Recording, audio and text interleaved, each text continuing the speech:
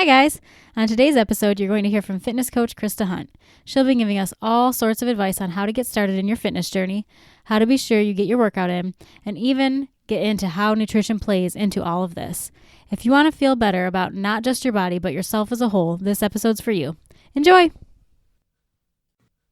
Hi, I'm Brandon. And I'm Megan. And we're on a journey to improve our marriage, our family, our faith, our fitness, well, just about everything. Along the way, we might accidentally give a tiny bit of solid advice, so join us as we chat each week.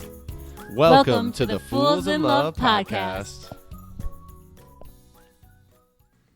Today we're really excited to welcome our first guest to Fools in Love. We're going to chat with Christa Hunt about fitness and get some helpful tips on working out, eating right, and more. Christa's wife to Dan, mama to Eli, who's 4, and Emma, who's 2, a school counselor, and has been a fitness coach for 4 years. And she also has some super exciting news because she was just able to, at the ripe old age of 36, retire from counseling to do coaching full time. Christa, thank you so much for coming on the podcast today. Thank you so much for having me. I'm really excited to be on here because, it's so awesome how you and I connected through social media, and instantly I just felt such a connection to you, and I love what you're doing, and I hope I can provide some helpful information today to your audience. Oh my gosh, yes. We've been Instagram friends for, I don't know, maybe less than a year at this point, but you're right. We've just found each other, and it was so awesome to have somebody that was kind of in the same realm, but not really, but we both wanted to be focusing on fitness and wellness and all that. So it's really, really cool to have you here. Yeah, thank you. Yeah, Christa, like Meg said, I'm so excited. I'm so happy that you guys connected. And Megan had told me about you and a little about what you do. So it's really nice to get to talk to you firsthand. Yeah, I think it's really cool that you guys are doing this together because, I'll share my fitness journey and kind of how I've gotten started. But I know that this was something that really brought my husband and I together as well. So I think it's cool that you guys do this together. And I know I watch your journey on social media, and I see that you two kind of love doing fitness together as well. So I think it's something that can really bring people together. So let's start there. Let's talk about your fitness journey. How did you get into all of this and coaching, and let's just hear that. All right. So I think, I love sharing my journey with fitness because I think it's something that while not everybody may be able to relate to every point of my story, I think they can relate to some part of it. I was always kind of into fitness, but I was never an athlete. Like high school, forget it. I was not coordinated. I didn't make the softball team. I would never have considered myself an athlete, but I was somebody who really suffered with insecurities and poor body image. And so I was looking for every quick fix in the book. You know, that ab belt that used to give you shocks, you'd strap on or give you shocks. I got that for Christmas one year, any pill that I could take, and I would jump into these fitness routines, and I wouldn't see quick results, and I would stop. And so it really didn't get to the root of the problem, which was this poor body image, because I was starting and I was stopping and starting and stopping, and then I felt like such a failure. And I would spend hours at the gym. I would go home to my kitchen and erase anything that I just did by what I was putting into my mouth, and so that I would stop again. And it really wasn't until I had my son just over 4 years ago that I knew something that really had to change. Because as a mom, and Brandon probably as a dad too, I know sometimes we have a really hard time taking time for ourselves. But when we have those little ones watching us, for whatever reason, that is enough motivation. And so that's really when I started. I mean, kind of like Meg, I met my fitness coach online. She was a friend of a friend of a friend, and she completely embraced me and showed me that fitness didn't have to be hard. I didn't have to spend hours at the gym. I didn't have that time in my day to be able to do that any longer. And so she set me up with a 30-minute at-home program and a meal plan that was simple because let me tell you, I am not a chef. I burn most things, and I didn't have a lot of time on my hands. I just needed simple. And so I started, and instantly I was embraced by this online community. And I think that the world we live in today is just so awesome that we have the ability to connect in so many different ways that we may not have been able to before. And that community can really make or break it. I mean, think about it, like CrossFit.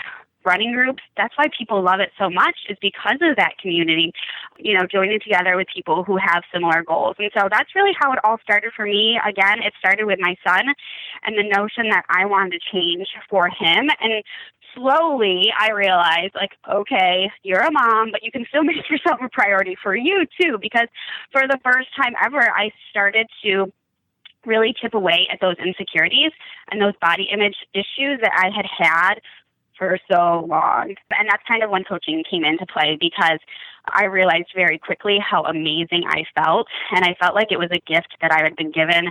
And I wanted to help other, and I say moms because that's what I am, but I wanted to help other moms do the same thing.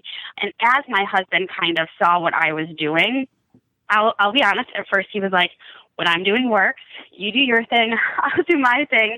But we eventually used it as kind of a tool to bring us together, because he was working second shift. I was working during the day. We would pass each other in the hallway, hand our son off to each other, and go about our business. And so this was kind of one way that we came together as a couple too. And it's just been really awesome.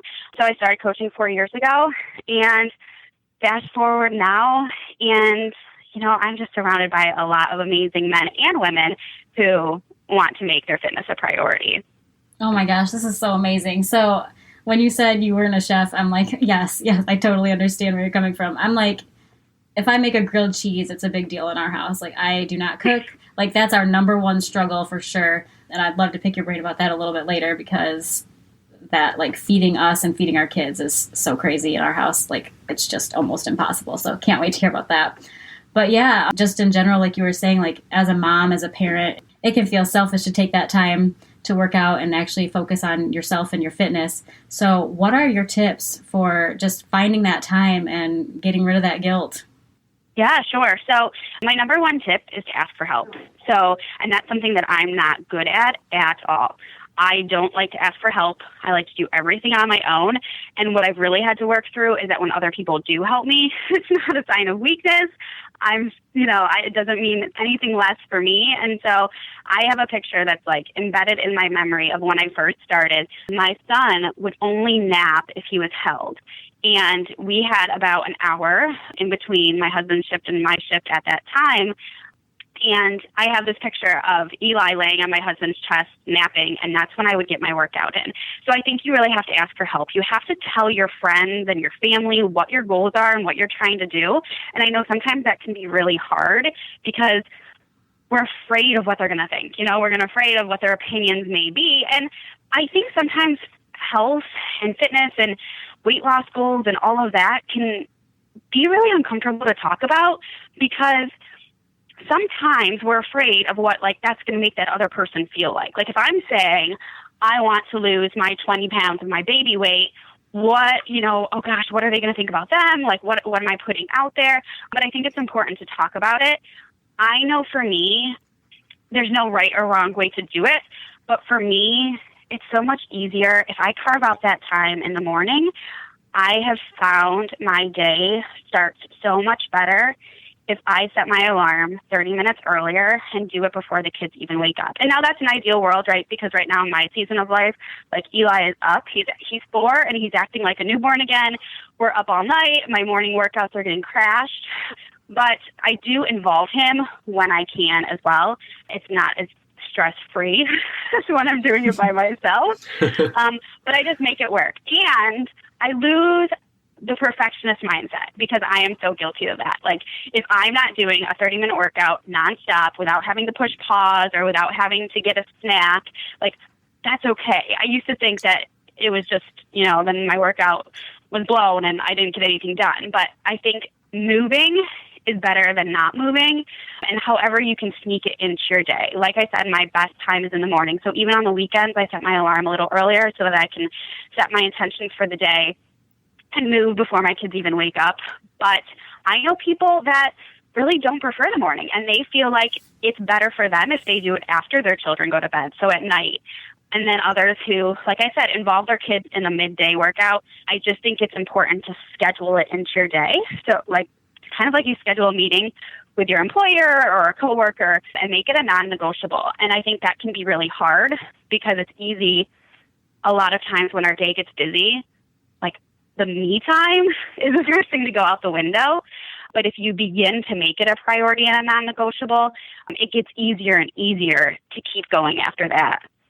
Yeah, absolutely. I mean, as I hear you talk, I'm like, you and my wife are complete soul sisters. Like every single thing that you were going through and that you talked about, I think we've experienced on our end. But you're right. I mean, I think making it a priority is the biggest thing. And I've always been guilty of that. I've really been trying to get better, but making it a priority because, like you said, it's the first thing to go out the window.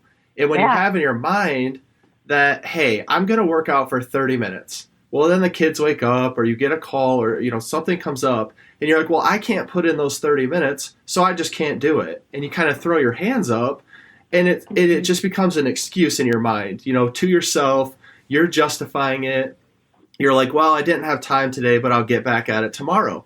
But like you said, if you make it a non-negotiable and you put it in your day because it's just as important as anything else, I would argue it's just as important if you want to go to the extreme as eating or anything else throughout the day to work that in because it just sets you up so much better for your day. And like you said, you just feel so much better. Right. And as you guys probably know, and I see it all the time, one missed day leads to two, leads to three, which leads to I'll start next Monday, which means then I'll start next month. And I think that's the biggest thing for me when, my customers and my clients will say like, okay, well, I want to start this program back up and I want to be committed and it's a Wednesday and they're like, so I'm going to wait until Monday. I'm like, no, start today. Even if it's just 10 minutes, just start because we have to stop getting ready to get ready because there's never going to be the perfect time. And just dive in, however that may look like for you. And that first step is always the hardest. And I never want to lose sight of that because, my first day was so hard.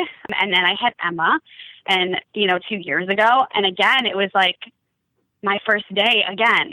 It's always going to be hard. And so I want to be humble to that and remember that always when I'm helping my clients with that. But it's just a matter of just starting. Oh, yeah, for sure. I mean, we definitely got a little derailed over just it being winter. I mean, just because it was cold out and I didn't want to run when it was 30 degrees. And, I could do an inside video, but it just kind of didn't happen. And so when I restarted, it was like, man, this is a little bit brutal, but I have to go do it anyway. And so, we're kind of back into it, which feels great, by the way. So I'm really, really happy that we're getting better weather now. Yeah. And we talk a lot on our end too. And it kind of speaks right to this, but we try to set habits and set things in place, but like those things are so ingrained in you. Like for years, me and Megan would just sit on the couch and watch TV. And we've made a real big point, and we've talked about it before, about really making the time and making everything a priority. But what's crazy about habits is even if you start making good habits, and like you said, with each kid, it just became hard to kind of jump back on the saddle and get yourself back into it. But it's always so interesting to me how easy it is to fall into those old bad habits because they're still kind of in your DNA. Like it's very easy to fall back. And like you said, one day becomes 3, becomes a month, becomes, however long. And the longer it goes, the harder it is to break back into it. But all you have to do is just jump back in any day. Like listeners could decide today, they're going to make today something and they're going to go out and do something, because I think someone would look at you or they look at us like in our journey and they see that we're out trying to better ourselves and they think, oh, they're just, it's fun and they're out there doing it and they're like so much more fit than me. But you got to start somewhere, right? Right. And I think a lot of times people think, oh, they just don't understand. It's easier for them.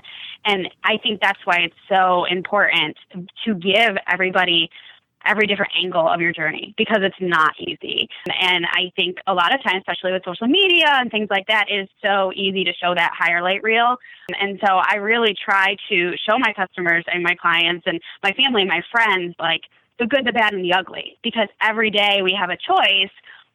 Are we going to make a little time for our own goals today to feel better about ourselves? Because I really do think that it's not just a fitness thing. Like it rolls over into every area of your life. Like I can tell when I don't get my workout, and I can tell like my patience is tested all day long. I mean, mom of a 4-year-old and a 2-year-old, I can just tell the difference in me as a person. Number one, in my patience. Number two, in like my anxiety and my stress levels, if I'm not taking care of myself, for sure. Oh yeah, there are days when I'm like, I cannot wait to get out and run just because it's alone time and it's time for me to just kind of reset my attitude and get myself back in check from being like a, angry, crazy mom. Like sometimes that happens. But yeah, you had mentioned like you had struggled for a while with just body image and all those things. How has coaching formulated a better self-image for you?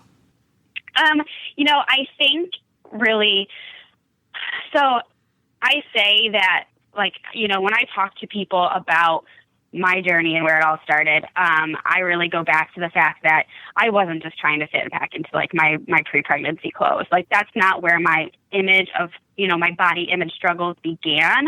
Sure, I didn't feel comfortable in my own skin, but it really dated back to when I was, a young teen, which is really hard for some people to hear because I think I did such a good job of hiding that. But for sure, that lack of body image and that insecurity came out in a lot of my behaviors or even in my relationships with people. And being able to embrace a fit and healthy lifestyle has helped me work so much on my own insecurities and love for my body that even after I had Emma and I still had 30 pounds and my stomach was flabby and I couldn't button my jeans, like I still loved my body. And I think that's really where it came full circle for me and is why coaching is such a passion for me, because I want to help other people feel that same way.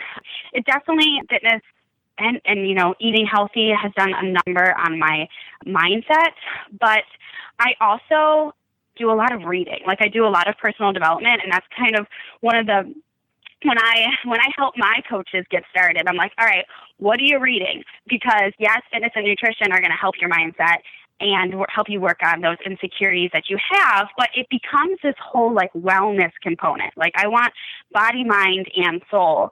So I do a lot of reading to kind of help me along on that as well. And it really comes full circle. Yeah, absolutely. And I've told our listeners before, but I had committed this year to reading 100 books. And so I've been going through, and it was really just for that reason, because I had started to look at a lot of different things, and it's like, what am I consuming on like a daily basis? Like not just food, but like mentally, what am I consuming?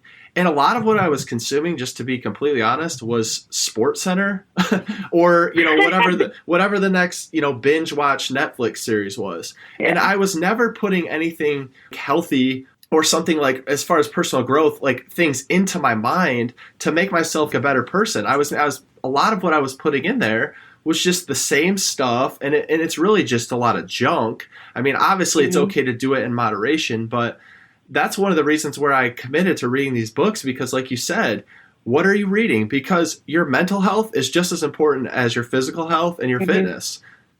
Right. And I personally think that like just, I think you have to get to the root of, I don't want to say the root of the problem, but kind of like the root of what your goals are, because no six-pack is going to outrun that negative mindset.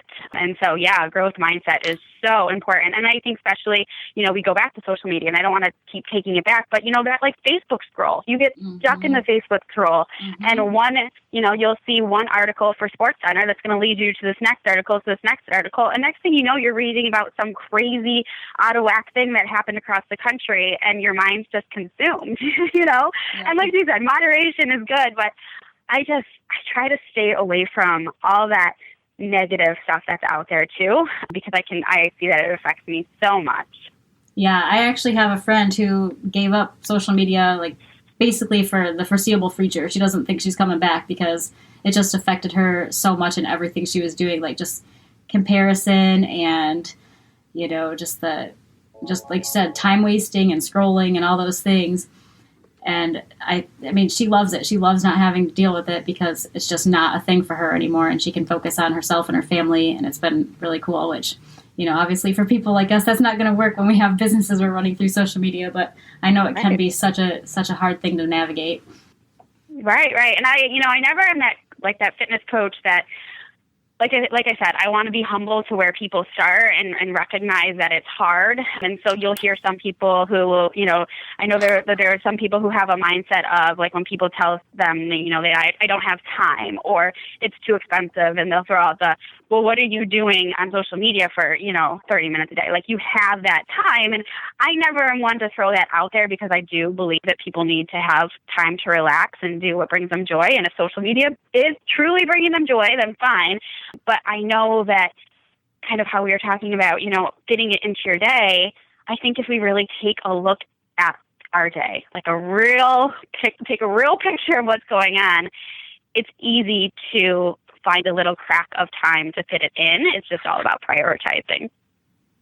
Yeah, absolutely. And that's one of the things we found. Like you said, I mean, it's not like we don't watch TV or we like took the TV out of the room. I mean, we still like at night when we kind of cycle down from what we're doing, I mean, we'll still watch like 30 minutes of TV, or we'll click through, Instagram or be on social media, but it's just not consuming such a stretch of our time, because I think, like you said, if you start to pay attention where your time's actually going, then it's very clear that it might not be going in the place that you want it to go, but you actually have to think about it in order for that to happen. Mm-hmm. And I think you just get caught in the cycle and you just live day after day. And if you're not focusing on it, then like you said, you're not trying to call people out, but just like, hey, just pay attention to what you're consuming, because it is important.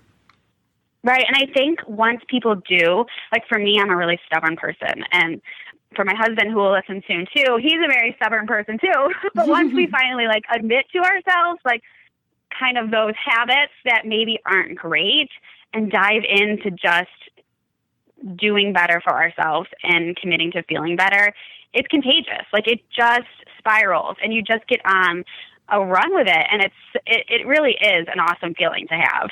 Yeah, it's absolutely contagious. I mean, when I started running, Brandon was like, I can't run, my knee and blah, blah, blah. And then, 3 months later or whatever, I don't even remember the time frame, he was like, well, I think I'm going to run a half marathon. So that's awesome. I swear my husband was the same way. He's like, those are girly at-home programs. I can't do one. And what is he doing? On his lunch break downstairs, he is doing a hardcore, strength training workout. I'm like, all right, men, you can do it too. Same thing with women. I think sometimes, we just have to come together. But like I said, we're super stubborn over here. Yeah. So I know you mentioned your husband's doing a workout right now. Is it ever okay to skip workouts, or how much exercise should we be aiming for? Or give us the tips. Yeah. So, again, I believe that like some action and some movement is better than nothing. So if I'll talk to my clients and I'll say, before I make a recommendation, because I usually try to listen to their needs and their goals and then make a recommendation on a program that's right for them. That's one of my top questions. Like, how much time can you commit to it? I think it's really important to not have a all or nothing attitude about it. So some of my programs are 4 days a week. Some of my programs are 7 days a week.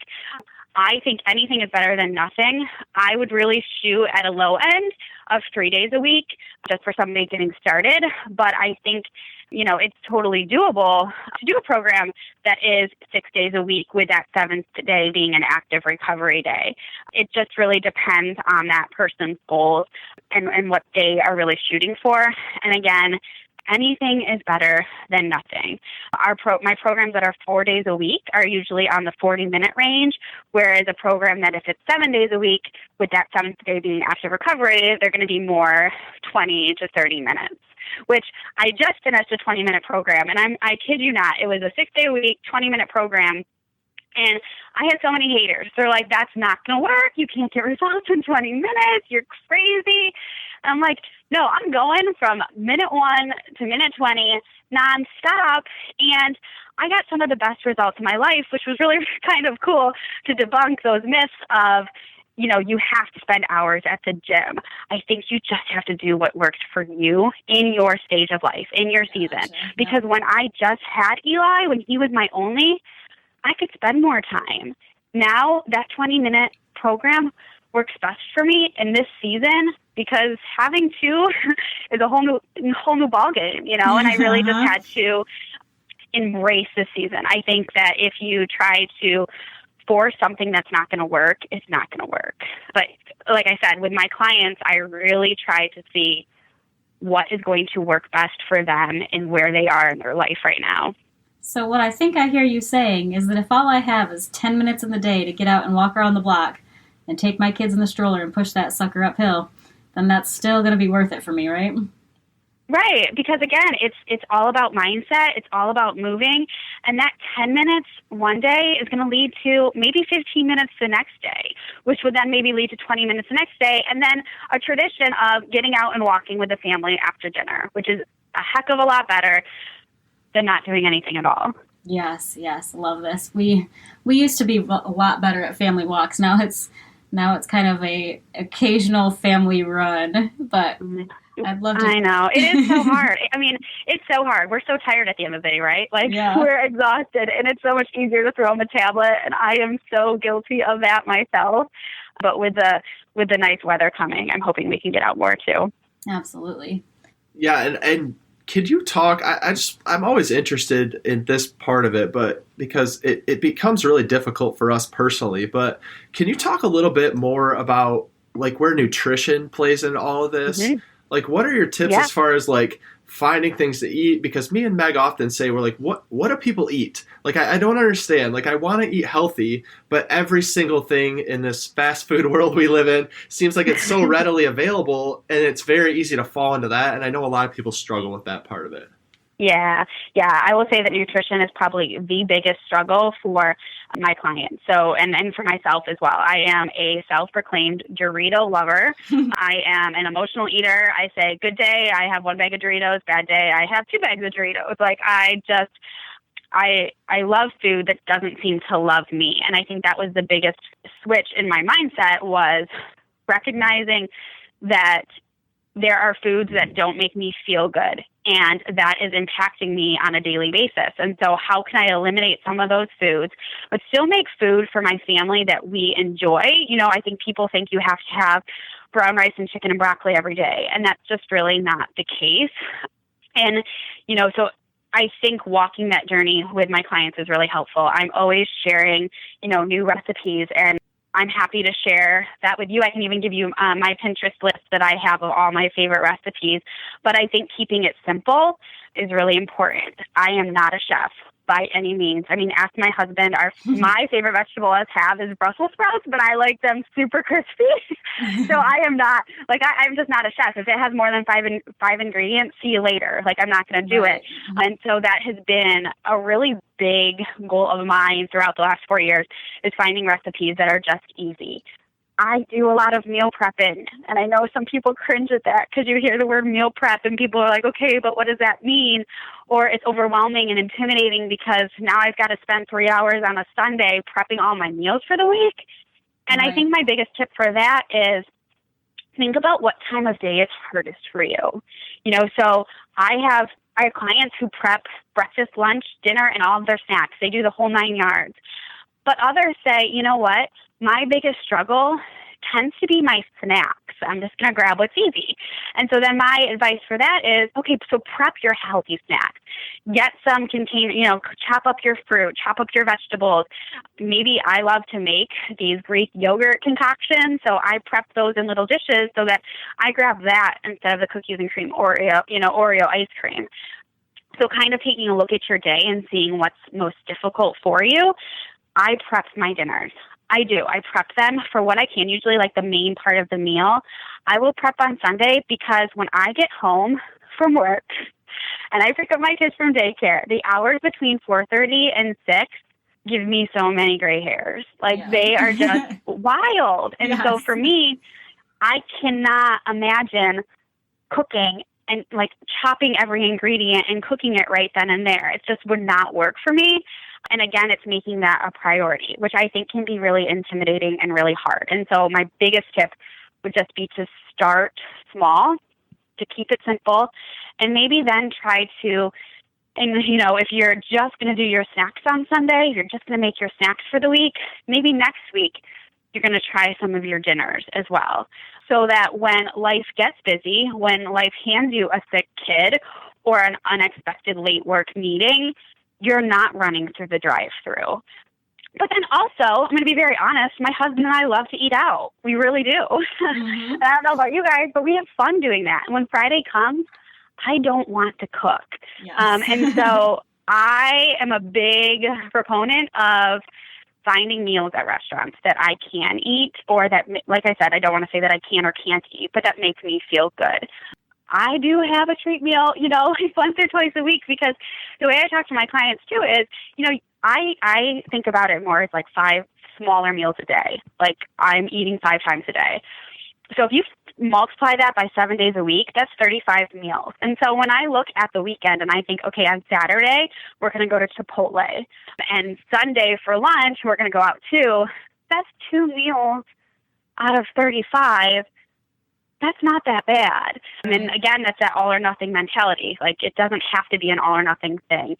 Just like I say, one missed workout's not going to derail you. One bad meal isn't going to either. Wow, yeah. This is like, I'm like just listening like, oh my gosh, yes, please tell me more. Well, Christa, it's been absolutely amazing having you on. And I mean, like Megan was saying, you've given us so much information. I'm like just sitting here nodding my head over and over. And I'm like, yes, preach to me, please. Because one, it's all the things that we've tried to institute as far as like a personal growth, from a personal growth mindset. But also, I know it's all things that our listeners need to hear. And we try to talk about it, but it's always good to hear from someone else, especially someone who has more of the expertise that we don't have in the field. But what I want to ask is if anyone's interested in finding out more about you as a coach, or if they want to get into coaching themselves, like how would they find you? I know you talked a little bit about you have some recipes on your Pinterest board, but could you like just provide us some more information on that? Sure, yeah.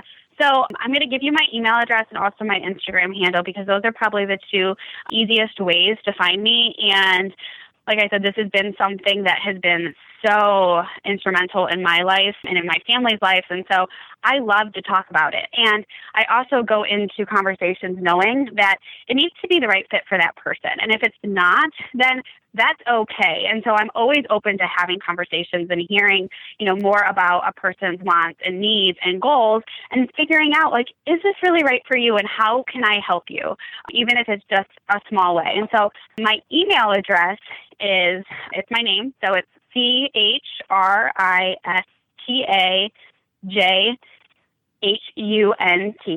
Christa J. Hunt @gmail.com. And my Instagram handle is _Christa _Hunt _ There's apparently lots of Christa Hunts out there, so I had to kind of pull out some tricks there. But again, anybody can just send me a message, and I would be happy to just see, what kind of tips and tricks I can give you to start your journey and hear where you're at. We're so thankful you were able to come on, Christa. It's been awesome. We truly appreciate it. And we'll see everybody else here back next week. All right. Thank you so much. Thanks, girl.